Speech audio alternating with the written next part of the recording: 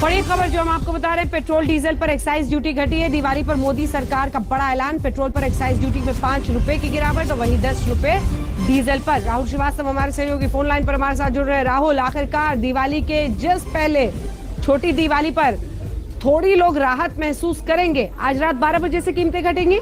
राहुल जी अंजना, देखिए आपके माध्यम से देश की जनता को सरकार का ये दिवाली का जो तोहफा है वो मिलेगा। और इसमें देखिए अंजना, सिर्फ इसमें फर्क केंद्र सरकार ने जो कमी की है इसका नहीं होगा। मैं आपको बता दूं कि अगर 102 रुपया पेट्रोल बिकता है, उसमें से करीब 42 रुपया जो हो तेल कंपनी हो जाता है। उसके अलावा 33 रुपया पेट्रोल पे यानी 32 रुपया 90 पैसे केंद्र सरकार को एक्साइज के तौर पे जाता है, 24 के करीब जाता है राज्य सरकार को, 4 रुपया जाता है डीलर को।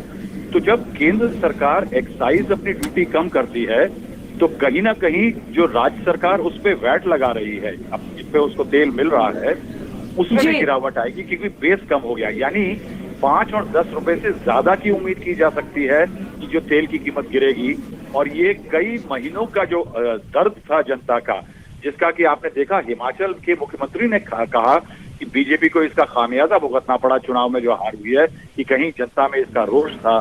लेकिन सरकार कह रही थी कि कोविड की लड़ाई में जो खर्चा हो रहा है उसके लिए पैसे की जरूरत थी, इसकी कीमतें कम नहीं हो पा रही थी। लेकिन आज छोटी दिवाली को ये खुशखबरी आपके माध्यम से जनता को मिल रही है। बिल्कुल राहुल, देखिए अब लोग कहते हैं कि आस्था और अर्थव्यवस्था में भला क्या मेल हो सकता है, लेकिन दिवाली का टाइम, लोग खरीदारी ज्यादा कर रहे हैं। जीएसटी कलेक्शन लगातार 1 लाख करोड़ के ऊपर है पिछले 4 महीनों से, यानी हिंदुस्तान खर्च तो कर रहा है। लेकिन लोग ये मान रहे थे कि पेट्रोल डीजल की कीमतों में गिरावट नहीं आएगी। कैस्केडिंग इफेक्ट इसका हर चीज पर होता है महंगाई को लेकर।